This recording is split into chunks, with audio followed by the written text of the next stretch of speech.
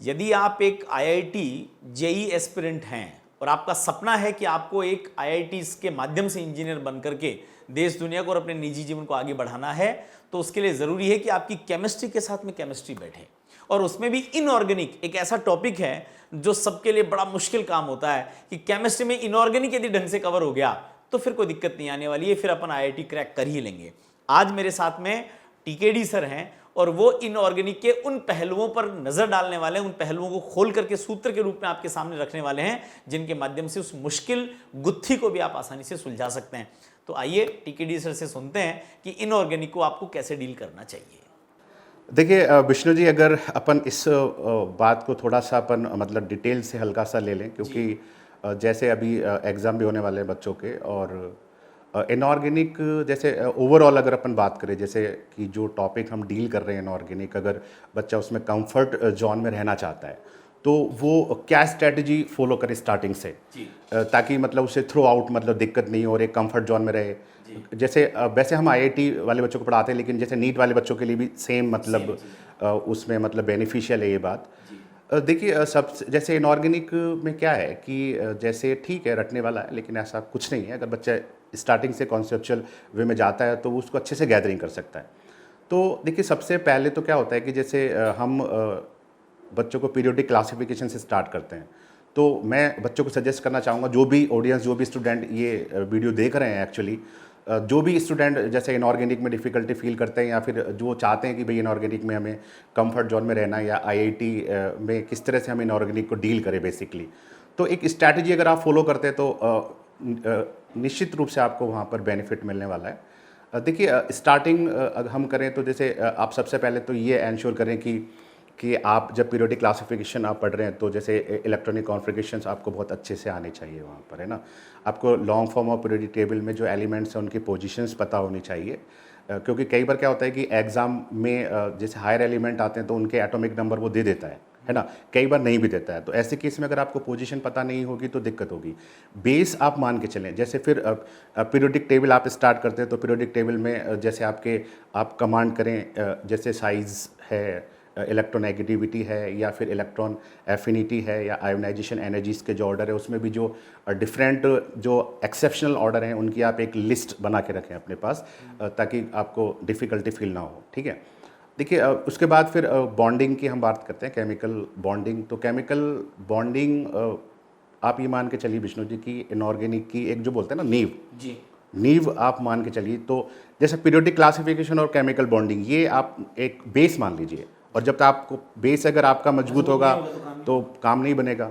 तो बॉन्डिंग में आप अपने जो स्ट्रक्चर ड्राइंग है उनके पॉइंट को स्ट्रॉन्ग करें। स्ट्रक्चर जैसे आईआईटी में हर साल एक क्वेश्चन आता ही है इस पर, जैसे ऑक्सी एसिड्स के स्ट्रक्चर्स हैं, है ना, ऑक्साइड्स के स्ट्रक्चर हैं, इंटर हेलोजन कंपाउंड हैं, जीनोन कंटेनिंग स्पीसीज़ है। इसके अलावा देखिए मॉलिकुलर ऑर्बिटल थ्योरी पर बच्चों को कमांड रखना चाहिए, है ना। फोर्स ऑफ अट्रैक्शन जो अपने जो वंडरवल फोर्स और हाइड्रोजन बॉन्डिंग है उस पर कमांड रखें। इसके बाद देखिए विष्णु जी, हम जो चैप्टर डील करते हैं जैसे कोऑर्डिनेशन केमिस्ट्री हम डील करते हैं, ये मैं चाहूँगा कि जो भी बच्चे वीडियो देख रहे हैं एक बार उनको थोड़ा सा मतलब हर एक चैप्टर का एक आइडिया हो जाए कि भाई इस चैप्टर में हमको मतलब किस डायरेक्शन में हमको वर्क करना है, किस डायरेक्शन में काम करना है। कोऑर्डिनेशन केमिस्ट्री में सबसे पहले बच्चों को चाहिए कि वो लिगेंड की इंफॉर्मेशन जो भी है उन पर एक अच्छे से कमांड बना ले। उसके बाद जैसे जो बॉन्डिंग है कॉम्प्लेक्स कंपाउंड की, जो आइसोमेरिज्म है वहाँ से क्वेश्चन आते हैं। तो एक क्वेश्चन आपको बॉन्डिंग से मिल जाएगा और एक क्वेश्चन आइसोमेरिज्म से। आइसोमेरिज्म में भी खासकर जैसे ऑप्टिकल जो आइसोमेरिज्म है ऑक्टाहेड्रल कॉम्प्लेक्स की, उसको थोड़ा अच्छे से करें। ठीक है। देखिए मेटलर्जी, इसके बाद हम मेटलर्जी डील करते हैं एक्चुअली में। तो मेटलर्जी एक ऐसा टॉपिक है जिसमें बच्चों को बहुत ज़्यादा रटना पड़ता है। तो उसमें क्या है कि मेटलर्जी में हम बच्चों को, देखिए हम तो क्लास में पूरी कोशिश करते हैं मतलब कि बच्चों को कम से कम रटना पड़े, कॉन्सेप्चुअल डायरेक्शन में हम बच्चों को पढ़ाएं। मेटलर्जी को भी हम दो डायरेक्शन में, दो पार्ट में डिवाइड करके पढ़ाते हैं। जैसे एक तो हम पढ़ाते हैं common step involve in metallurgy, दूसरा हम पढ़ाते हैं इंडिविजुअल मेटलर्जी। तो बच्चा जब मेटलर्जी को डील करे तो सबसे पहले वो जो कॉमन स्टेप पढ़ रहा है, तो उन कॉमन स्टेप में जो प्रोसीजर हैं, जो भी एग्जाम्पल हैं, उनको वो एक शॉर्ट नोट्स की तरह तैयार करें। इंडिविजुअल मेटलर्जी है तो इंडिविजुअल मेटलर्जी, जो भी इंडिविजुअल मेटलर्जी पढ़ रहा है वो, चाहे वो आयरन का हो, चाहे वो एल्यूमिनियम का हो, जो भी पढ़ रहा है उसको कोरिलेट करता हुआ पढ़े। जैसे फॉर एग्जांपल जैसे आप एल्यूमिनियम डील कर रहे हो तो एल्यूमिनियम में आपको ये चाहिए कि भाई आपने कॉन्सेंट्रेशन मेथड कौन सा यूज़ किया है, आपने वहाँ पर रिडक्शन मेथड कौन सा यूज़ किया है, ऑक्साइड फॉर्मेशन के लिए आप गए हो वहाँ पर तो कौन सा मेथड यूज़ किया है, प्यूरिफिकेशन में आपने कौन सा मेथड यूज़ किया है, और उसका एक फ्लो चार्ट बना ले बच्चा, है ना। हम बच्चों को बोलते भी हैं क्लास में, ताकि रिवीजन में बच्चों को प्रॉब्लम ना रहे। देखिए एक्चुअली जैसे सबसे बड़ी जो प्रॉब्लम है, मैं बताऊँ विष्णु जी आपको, इनऑर्गेनिक केमिस्ट्री में, वो आती है बच्चों को क्वालिटेटिव एनालिसिस और ब्लॉक केमिस्ट्री में। यानी कि अगर आप किसी भी बच्चे से पूछोगे कि भाई आपका इनऑर्गेनिक में एक ऐसा टॉपिक बताओ जिसमें आप सबसे ज़्यादा डिफ़िकल्टी फील करते हो, तो बच्चा बताएगा कि क्वालिटेटिव में। अगर आप बच्चे से पूछोगे एक नहीं 2 टॉपिक बताओ, तो मोर देन 90% बच्चे जो हैं विष्णु जी आप बताएंगे कि सर हमें क्वालिटेटिव में दिक्कत आती है और ब्लॉक केमिस्ट्री में दिक्कत आती है। तो एक्चुअली मैं चाहूँगा कि बच्चे थोड़ा सा इस बात पर फोकस करें कि भाई जैसे कि ब्लॉक केमिस्ट्री में अगर उनको डील करना है और वो चाहते हैं कि बहुत अच्छा मतलब कॉन्सेप्चुअल क्लैरिटी हो वहाँ पर। देखिए ब्लॉक केमिस्ट्री को अगर बच्चा ब्लॉक केमिस्ट्री के एक्सपेक्ट से पढ़ने जाता है तो वो उलझ के रह जाता है उसमें। आपको कभी भी ब्लॉक केमिस्ट्री को ब्लॉक केमिस्ट्री के एक्सपेक्ट से पढ़ना ही नहीं चाहिए बेसिकली। जब आप ब्लॉक केमिस्ट्री में एंटर कर रहे हो तो पहले देखो ब्लॉक केमिस्ट्री जो होता है ना उसमें 3 पार्ट हम कंसिडर करते हैं। जैसे ब्लॉक केमिस्ट्री का एक पार्ट होता है पीरियोडिक क्लासिफिकेशन वाला पार्ट, ठीक है। एक पार्ट अपन बॉन्डिंग एक्सपेक्ट मान सकते हैं, और एक पार्ट जो होता है उसका वो होता है रिएक्शन वाला पार्ट।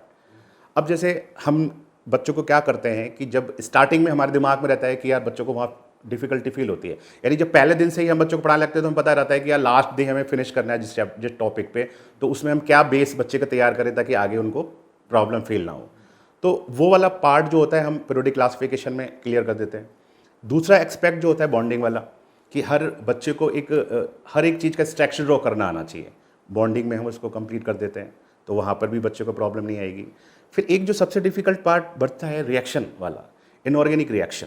देखिए उसके लिए कुछ सालों से हम क्या करते हैं कि टाइप ऑफ इनऑर्गेनिक रिएक्शन एक अलग ही टॉपिक पढ़ाते हैं। ऐसा कहीं चैप्टर में मेंशन नहीं है टॉपिक ऐसा कोई, लेकिन हमारा जो मोटिव है उस टॉपिक को पढ़ाने का बेसिकली वो यही है ताकि बच्चा ब्लॉक केमिस्ट्री और क्वालिटेटिव में मतलब बिल्कुल अच्छा फील करे और मतलब उसको दिक्कत नहीं हो। अब जैसे टाइप ऑफ रिएक्शन हमने पढ़ा दिया बच्चे को, तो उसमें हमने बता दिया कि भाई जैसे ये रेडॉक्स रिएक्शन है, ये हमने पढ़ा दिया। अब बच्चे को थ्रू आउट जब वो पढ़ेगा ब्लॉक केमिस्ट्री तो उसको सारी रेडॉक्स रिएक्शन जो होगी वो एक कॉन्सेप्ट से समझ में आ जाएगी, कोई दिक्कत नहीं आएगी। हमने बच्चों को पढ़ा दिया भाई थर्मल स्टेबिलिटी है, हाइड्रोलाइसिस है, ऐसे कई रिएक्शंस हम वहाँ पे पढ़ाते हैं बेसिकली। तो वो रिएक्शंस जब बच्चा पढ़ लेता है तो फिर उसको ब्लॉक केमिस्ट्री की जितनी भी रिएक्शन है वो सब बहुत आसानी से हो जाती हैं। तो ये तीनों पोर्शन जब बच्चा कवर करके ब्लॉक केमिस्ट्री में एंटर करता है तो उसके लिए पढ़ने जैसा बहुत कम बचता है।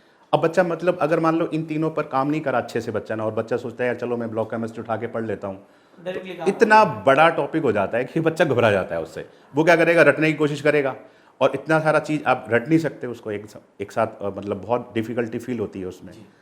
तो फिर देखिए लास्ट जैसे क्वालिटेटिव एनालिसिस, उसमें भी बच्चे मतलब 12th वाले बच्चे तो उसमें सफ़र करते ही हैं क्योंकि उनके पास इतना टाइम भी नहीं होता है। हाँ, टारगेट वाले जो बच्चे हैं जो 12th पास वाले अपन बोलते हैं वो थोड़ा सा मतलब उस पर वर्क कर लेते हैं। तो उसमें भी मैं जैसे बच्चों को बताना चाहूँगा कि सबसे पहले तो देखिए आपका ये स्ट्रैटेजी होना चाहिए कि स्टार्टिंग डे से ही, मतलब जैसे अपने पीरियोडिक क्लासिफिकेशन पढ़ा तो उससे पहले इलेक्ट्रॉनिक कॉन्फ़िगरेशन को आपने स्ट्रॉन्ग किया, तो आप स्टार्टिंग से ही अपने चैप्टर्स का बेस मजबूत बनाते चलें ताकि आपके आगे दिक्कत ही नहीं आए।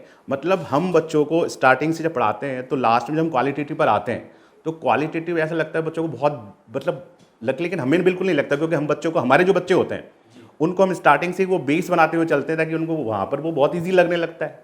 उनको लगता है कि ये वहाँ पढ़ लिया, ये वहाँ पढ़ लिया। जब हम लास्ट में जब क्वालिटेटिव पढ़ाते हैं तो 90% बोलते थे कोई ये वहाँ पे पढ़ा था, ये वहाँ पे पढ़ा था, ये है। तो क्वालिटेटिव में भी जैसे मैं 1 मिनट थोड़ा सा बता दूँ, जैसे जो स्टूडेंट दिक्कत है, जैसे उसमें क्या होता है कि जैसे classification of basic radical, acidic radical हम डील करते हैं। तो कई बार तो क्या होता है बहुत ईजी टॉपिक होता है, कई बार IIT वहाँ से ही क्वेश्चन कर लेता है सीधा।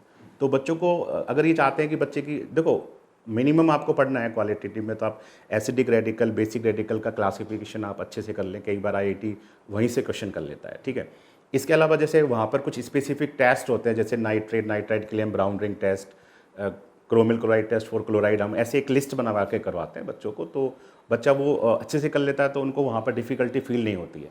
इसके अलावा मैं बच्चों को और एक बात बताना चाहूँगा कि आजकल जो है वो कलर, जो ड्राई टेस्ट के जो कलर हैं उन पर भी क्वेश्चन आ रहे हैं, तो बच्चे उनको भी अच्छे से कर लें, कोई दिक्कत वाली बात वहाँ पर नहीं आएगी, ठीक है। तो ये देखो हमने देखो अब इतना सारा तो डिटेल से अपन भी नहीं ले सकते, इतना मतलब थोड़ा कम है, लेकिन फिर भी बच्चे इस तरह से फॉलो करें। थोड़ा सा विष्णु जी मैं एक बात और बताना चाहूँगा जैसे एनसीईआरटी के रिगार्डिंग, कि एनसीईआरटी बहुत ज़्यादा इंपॉर्टेंट है ना। एनसीईआरटी जैसे बच्चों को हम बताते हैं कि जैसे कोई भी टॉपिक है, जैसे हम क्लास में सपोज हमने कोई भी टॉपिक पढ़ाया, तो हम बच्चों से बोलते हैं कि भाई जैसे आपका ये टॉपिक आपने क्लास में पढ़ लिया, तो अब आप क्या करें कि एनसीईआरटी भी साथ के साथ पढ़ लें।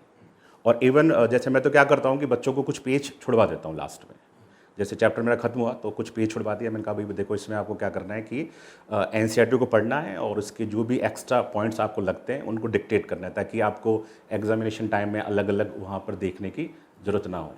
और दूसरा तो ये है कि बाकी तो आप लोग एडमिशन लीजिए मैट्रिक्स जेईई एकेडमी में, हम लोग बैठे हुए हैं यहाँ पर आपकी प्रॉब्लम के लिए, आपके सिलेक्शन के लिए, तो यही सब कुछ है। चलिए सर, बहुत बहुत धन्यवाद आपका, और आपको शुभकामनाएं कि जो अपने मन का करियर आपने चुना आप उसको कर पा रहे हैं, उससे आपको एक आत्मसंतोष भी है, उसके साथ साथ में बड़ा आनंद भी आता है कि हमारे माध्यम से कुछ बच्चे आईआईटी करके और अपने करियर को बहुत अच्छी दिशा दे रहे हैं। मैं पुनः इस वीडियो को देखने वाले सभी लोगों से अनुरोध करूंगा कि जिन जिन बच्चों को केमिस्ट्री में और वो भी इनऑर्गेनिक में विशेष प्रॉब्लम है, उस वीडियो को ज़रूर देखें, क्योंकि सर ने यहाँ पर बहुत समराइज वे में जो आने वाली बड़ी प्रॉब्लम्स हैं उनका सोल्यूशन हम सबको दिया है।